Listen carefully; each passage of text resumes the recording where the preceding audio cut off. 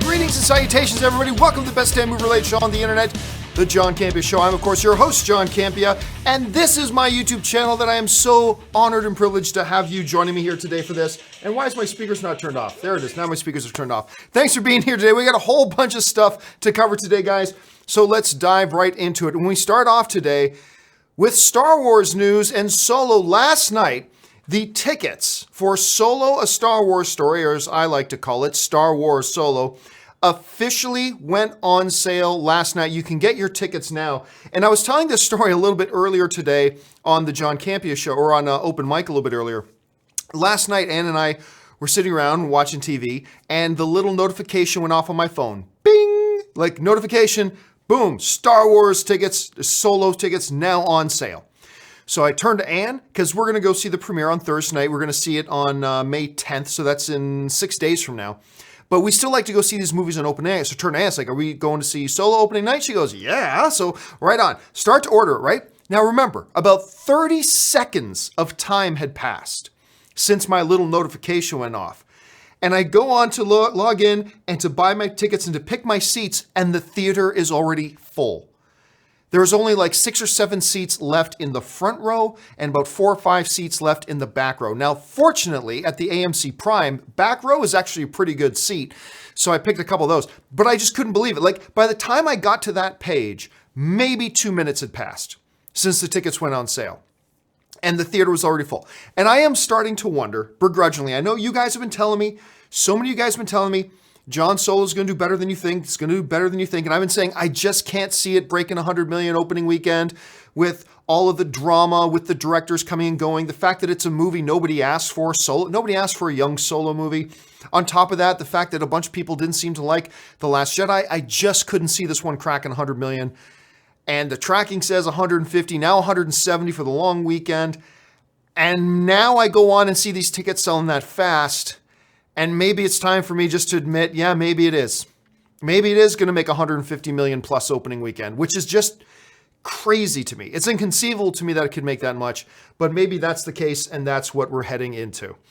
All right, let's move on to the next story here. And the next story today, talking about the box office, Avengers Infinity War, of course, just recently set the brand new record for opening weekend success, breaking the previous record held by Star Wars The Force Awakens, beating it by $9 million. Well, now it looks like it's about to set another significant milestone. Now, we all knew that it was inevitable that Infinity War was going to hit $1 billion. The only question was how fast. And it looks like it's going to set the record for the fastest film in history to hit $1 billion. According to Variety, their estimates right now put Avengers Infinity War crossing the $1 billion mark on its 11th day. Possible, they said, on the 10th, unlikely, but possible on the 10th, but probably the 11th day. That would break the existing record of fastest film to $1 billion held by Star Wars The Force Awakens that set the tone, or set the mark at 12 days. So it looks like they're saying it's definitely going to beat the record, probably on the 11th by 1 day, quite possibly maybe by 2 days. But either way, it's going to set that record. Now, we all know the question about Avengers Infinity War wasn't going to be, is this film going to hit $1 billion? That was automatic. The question was, how many records can it set along the way? And number two, can it join the $2 billion club? That's the big question now. Can it join the $2 billion club? Only 3 films in history have joined the $2 billion club. That's Avatar, Titanic, and Star Wars The Force Awakens. Now, if it's ahead of pace of The Force Awakens, you might be tempted to say, well, then obviously it'll join the $2 billion club. Admittedly, I have to say this, though, is that Avengers Infinity War has a little bit of a tougher road ahead of it.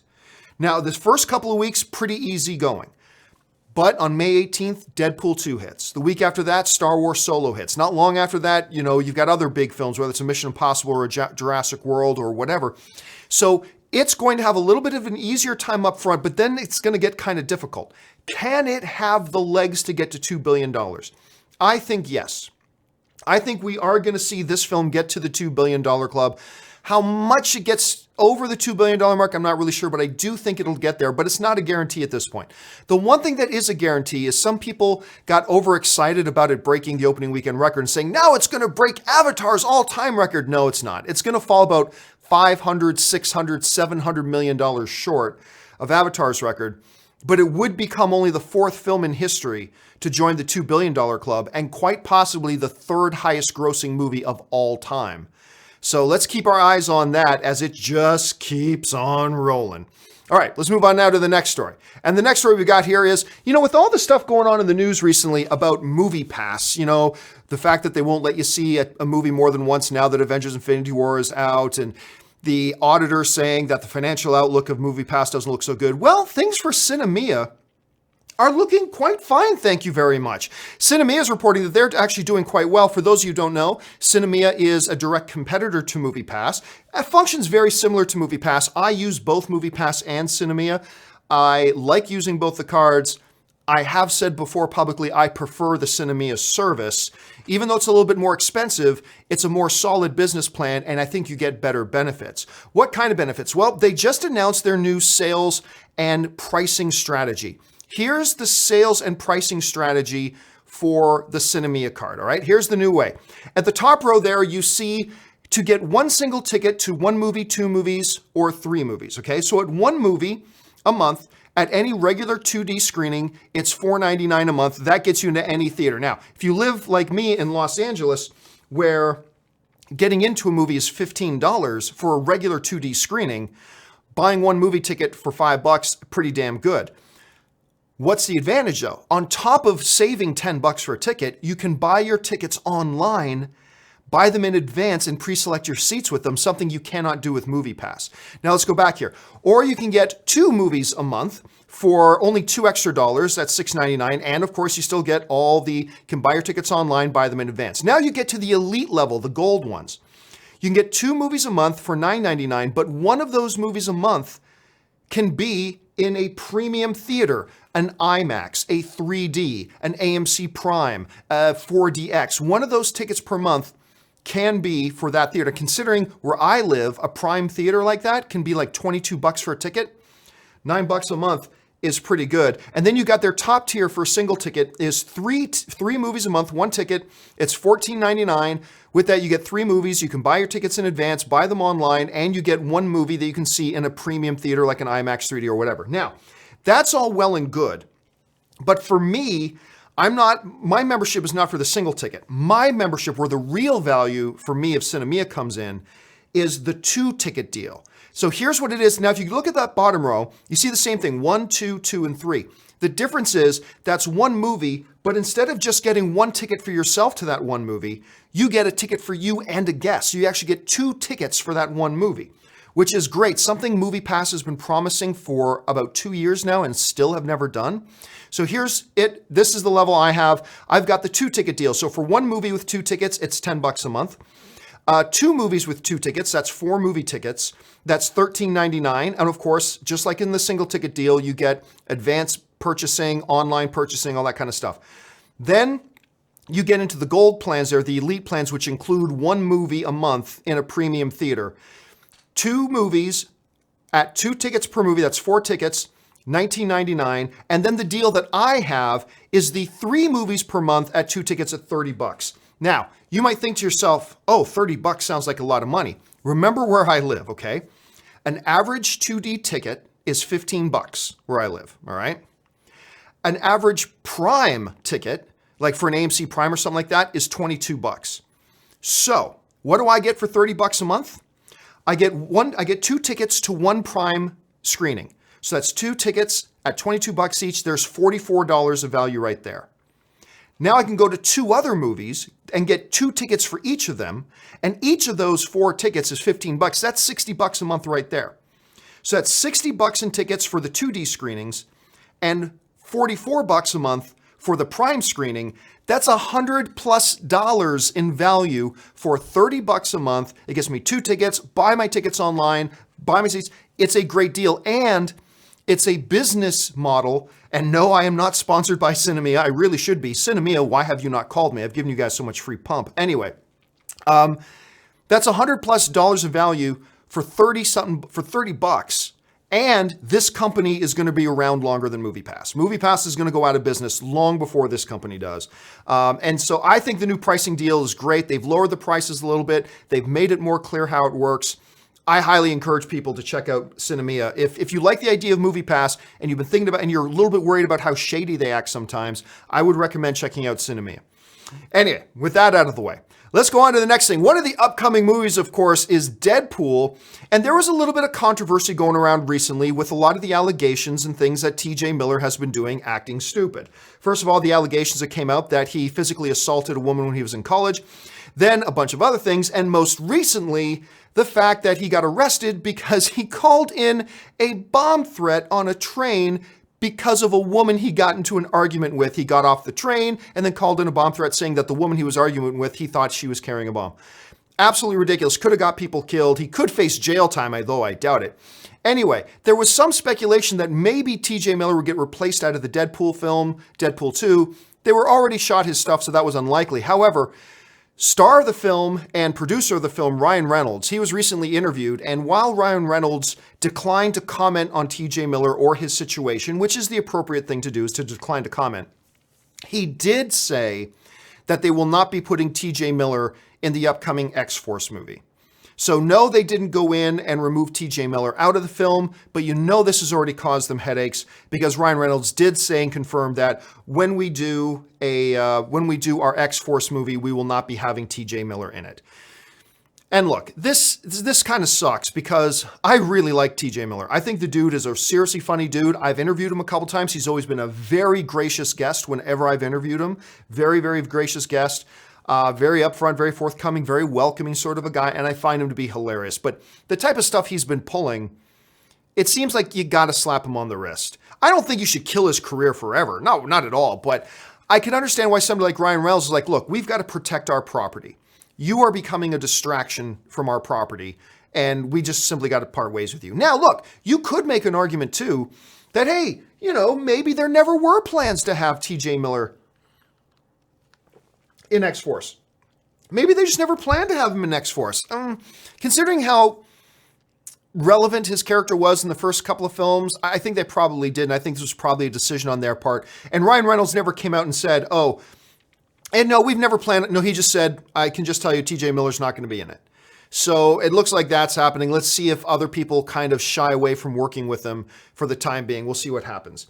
Anyway, I hope he learns from this. I do. I just hope T.J. Miller learns from this. He gets himself straightened out, and then we see him back in a couple of years better and stronger than ever. That's what I kind of hope, but who knows? All right, final movie news topic of the day here. Let's talk a little bit of Fast and the Furious. Apparently, in an event in Orlando, Florida, for the opening of a brand new Fast and Furious ride and feature, we had the series film Vin Diesel, the series star, I should say, Vin Diesel, get together with a couple of his castmates, and he was interviewed about the upcoming prospects for Fast and the Furious. In that interview, he confirmed a couple of things. Number one thing that he confirmed is that Fast and the Furious 9 is probably going to take place in Africa, which is interesting. We've never seen a Fast and Furious film happen there. So it looks like the next film is going to take place in Africa. The other thing that he suggested, which I think is the biggest piece of news here, is that Justin Lin is going to come back to direct Fast and the Furious 9 and Fast and the Furious 10. Now, this is huge because Justin Lin directed what I consider to be the best two Fantastic and the Furious. That's a crossover film for you, the Fantastic Four and the Furious. The Fast and the Furious, the two best Fast and Furious films, which were Fast and Furious 5 and Fast and Furious 6. I personally think those are the two best Fast and Furious movies that they've had so far. This guy directed both of them. He then just so happened to go on to direct the best new Star Trek film, which was Star Trek Beyond. I thought that film was great. He did a marvelous job with that. And it looks like they're bringing him now. James Wan came in and directed 7. F. Gary Gray came in and directed 8. But it looks like they're going to go back to Justin Lin to come back and do 9 and 10, which I think is an absolutely great move on their part. Like I said, he seems to really have his finger on the pulse of this franchise. He gave us the best 2 installments so far. He did a wonderful job with Star Trek Beyond. I think it's great that they're bringing him back for this as well. Okay, guys, with all that out of the way, let's go on now to your email questions. Now, how do you get a topic or a question on the John Campea Show? It's really quite simple. You just email me anytime at john@thejohncampeashow.com. Make sure you put that word topic in the subject line. And as always, guys, keep those emails to 90 words or less. Okay, with that now, let's get over to your emailed in topics. And the first topic today comes to us from Natalia Wong, who writes, "Hi, John. I'm excited that Spielberg is remaking West Side Story. When it comes to casting for musicals, should they cast regular Hollywood actors who can or sometimes can't sing, or Broadway actors, though lesser known? I mean, we've seen decent actors ruining major roles in musicals, Russell Crowe in Les Mis and Butler in The Phantom, and Broadway actors doing great in minor roles. S.Barks in Les Mis and K.Settle. I never know how to pronounce. Do you pronounce your last name Settle? Anyway, in The Greatest Showman. Your thoughts?" Well, first of all, I'm going to disagree with you. I really liked Russell Crowe in Les Mis. Butler, but I actually really liked Russell Crowe in Les Mis. And I thought, first of all, he did a fine job singing. Would a Broadway actor have done a better job singing? Yes. Would a Broadway actor have done as good of a job acting? No, they would not. Russell Crowe is simply one of the best actors on the planet. I put him in the top 3 in the world right now. Now that Daniel Day-Lewis is now retired, he might even be top 2. Russell Crowe may be top 2 best actors in the world right now. Not that he has the best movies, but he's top 2 best actors in the world. Anyway, but that's really what it comes down to. When you're making a motion picture, and if you talk to Broadway actors and movie actors, they'll both tell you the kind of acting you need to do for stage or for screen is different. There are subtle differences to what you need to do with your performance if you're on a live stage versus if you're doing it in front of a movie camera. And some people excel at one, some people excel at the other, and some people, the rare case, can actually excel at both. The question becomes, where do you put your highest priority? Is your highest priority on the best on-screen acting? Because if your priority is the best performance, acting performance, so you're going to want to go with, generally speaking, there will be exceptions. Generally speaking, you're going to want to go with your best possible movie actor. Is your highest priority the musical numbers that's going to be sung? If that's the case, you go with a Broadway singer.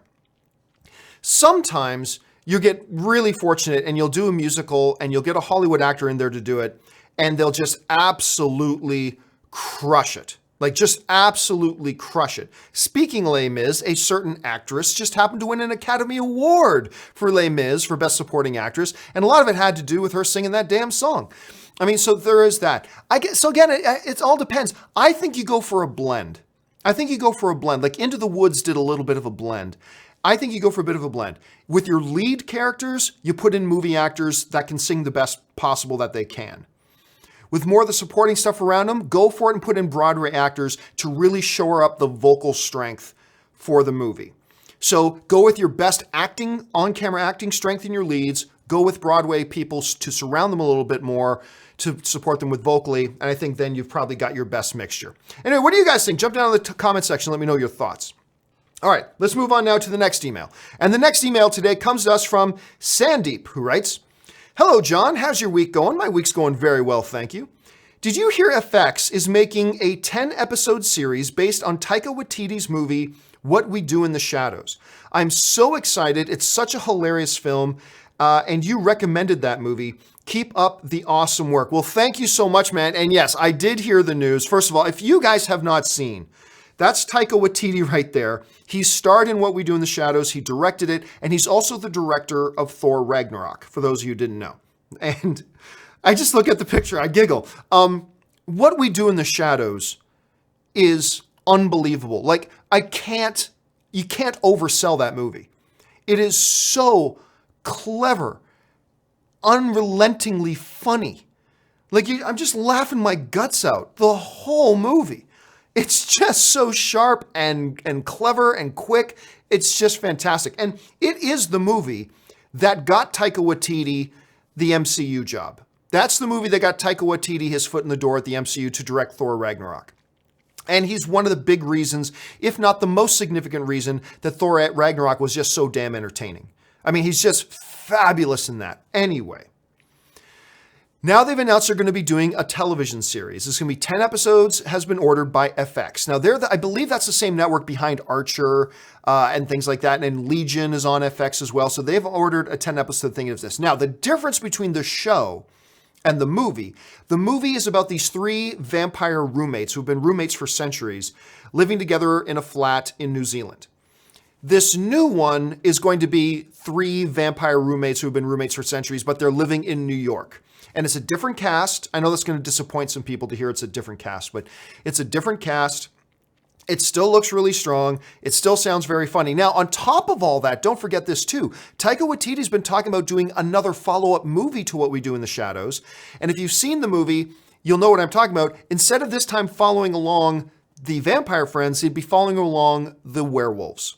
Or the swearwolves, depending on how you like to look at that. So it looks like we may be getting a new movie in that universe and a television series. Whether or not they'll be in a shared universe or handled differently, I'm not really sure yet. But yeah, I'm very excited about that. I think it could be really great.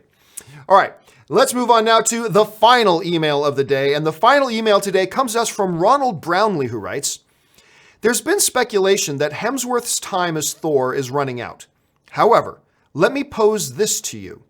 Thor Ragnarok was the most successful and popular of all the Thor films. Hemsworth seems to love playing Thor now more than ever. And everyone is buzzing so much about Thor in Infinity War, many saying he's their new favorite Avenger now. With all that, is Hemsworth really done as Thor, or are we almost assured to get him back for more, including a Thor 4? All right, thanks a lot for the question, man. And yeah, you're right. People are loving Thor today more than ever. Now, if you know me, I've been a Thorite. I don't know how you call it. I've been a big Thor fan ever since Thor 1, directed by Kenneth Branagh. I love the first Thor movie. To me, it's still in the top 10 greatest comic book movies of all time. I think it's that and Man of Steel are the 2 most underrated comic book movies of all time, in my opinion. I love that first one. But today, he's more popular than ever. People loved Thor Ragnarok, and you're right. Without talking about spoilers, coming out of Infinity War, coming out of Avengers Infinity War, people are loving Thor. I mean, and in our Avengers Infinity War spoiler discussion videos, constantly people saying, Thor is my favorite, or so-and-so and Thor are my favorite. And so like people are just buzzing about Thor now more than ever. And you've seen interviews with Chris Hemsworth lately. Like he really feels now that Thor is where he wanted the Thor character to be. He's loving playing Thor. His contract is expiring, but guess what? We've seen MCU actors have their contracts expire, and guess what? They sign new ones. It's not that hard of a concept. So even if Marvel had a plan to get rid of, Thor, could all the recent success and all the recent rush of popularity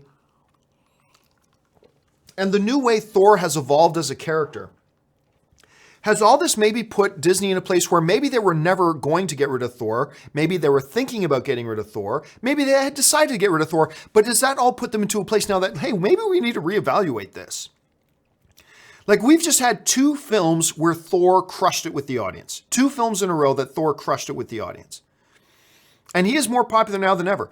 Look, I don't have a bug in the offices over at the MCU, Marvel, and Disney. I don't have a bug there. But I would guess...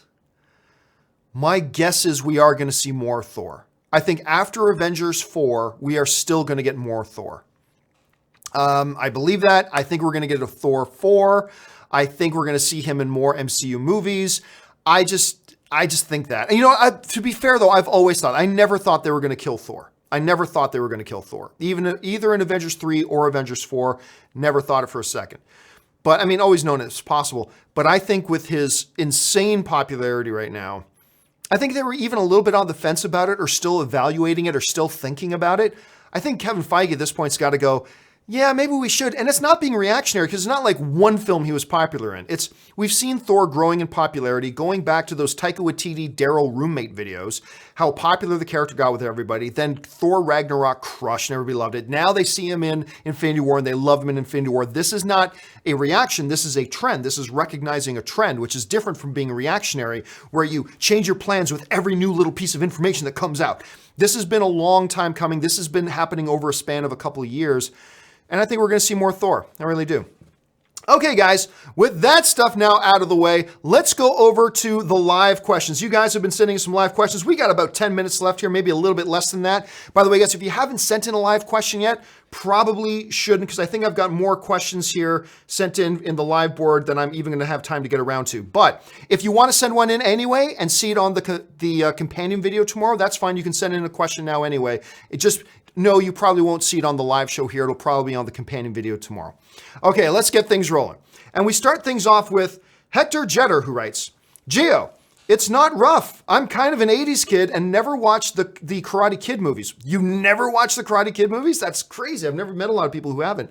I gave Cobra Kai a chance, and since the first episode, I couldn't stop. Great character development. Now I want to see the originals.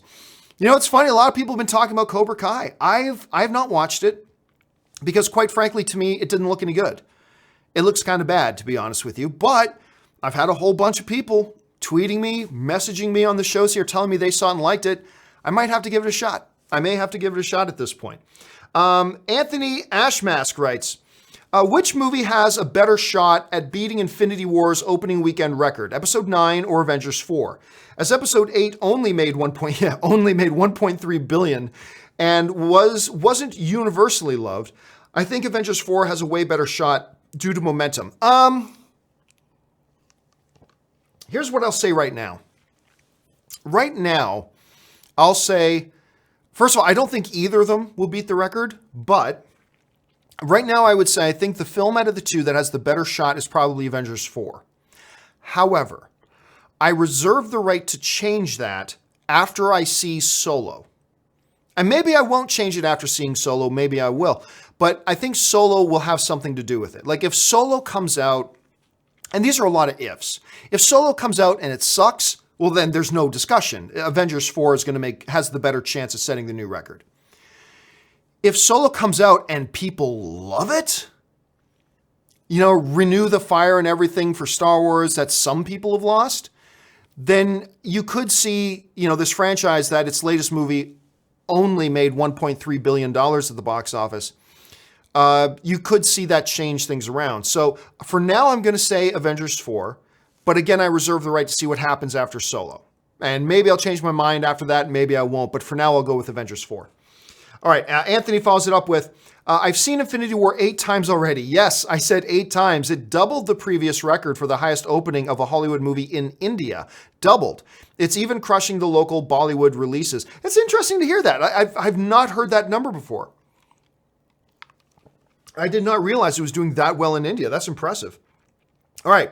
Mary writes, 364 days until Avengers 4. 364 days of theories and speculations and guessing and all that kind of stuff. And that's all the stuff we love to do as fans. But yep, it's going to be a whole year of it. And then when Ant-Man comes out and we see that wherever Ant-Man takes us, it's only going to intensify the speculations and the guessing that we have for Avengers 4 and going into Captain Marvel and all that kind of stuff. Yep, it's going to be a lot of guessing and speculation, but that's kind of the fun of it, isn't it, Mary? All right, Curtis Lopez writes, over or under 50%, the Morena Baccarin dies in Deadpool 2. Ooh. For those who don't know, Morena Baccarin is the actress who plays Deadpool's love interest in the movie. You know what? Only because I recently heard an interview with Ryan Reynolds where he was talking about the possibility of doing a Deadpool 3. He was like, oh man, every movie we just take more and more away from Deadpool. What's there left to take away from him? And that made me go, is Morena Baccarin dying? Is she dying in Deadpool 2? I mean, that would suck. That would suck. You know what? I'll still take the under on 50%, but I would set the line at like 35. I think there's like a 1/3 chance, a 35% chance, a little better than 1/3, but a roughly 1/3, 35% chance that Morena Baccarin dies in this movie.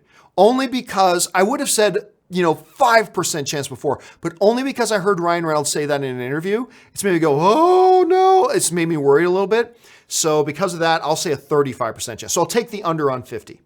All right, Murray for Us writes, have you ever seen the movie Three Ninjas? Yes. It's not great. I mean, I remember because I watched it when I was younger and it's got all the martial arts and everything like that. The kids were great in it and all that kind of stuff. It's not a great movie. Curtis Lopez writes, also, I have seen Cobra Kai, cringy at times, but overall enjoyable. Daniel and Johnny tension are the best parts.